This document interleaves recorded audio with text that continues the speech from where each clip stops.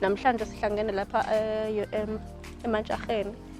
Sihlangene kumkhehlo kaHlengiwe Ndlovu. Mase kuzoba uMembeso later ozobembeswa uFanele.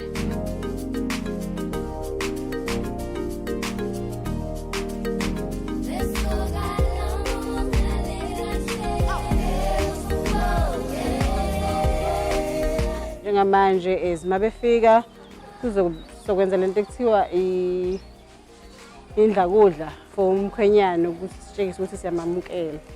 Then after that sizobe sekuqala lokho kuthiwa uMembeso sort of ubikibiki aba gift lawa eza kuthina abakamakoti.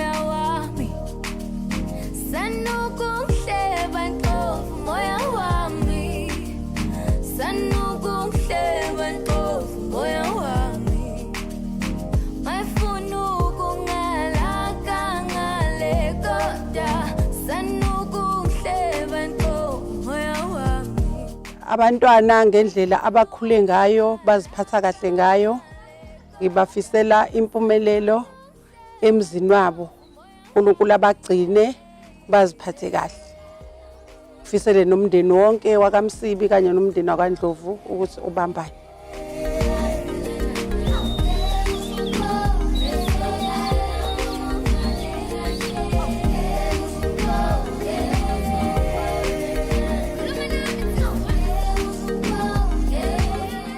Namhlanje sikudelelana sitolaza umakoti wethu emcimbini wekumlanza ngoba sesendlulile ngekulobola sho sesitomlaza abe ngumakoti wethu ngalokuphelele.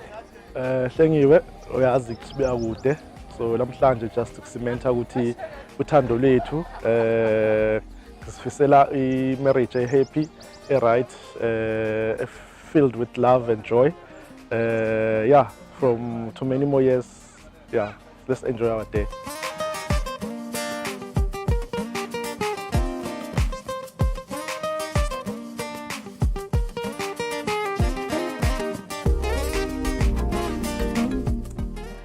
Ngiyafisa ukuthi ikusasa lethu libe lihle kakhulu sakhe umuzi wethu and raise many kids together. Sandise umndeni wakaMsibi koNdlondlo. Kuwena Fanele, you know I love you.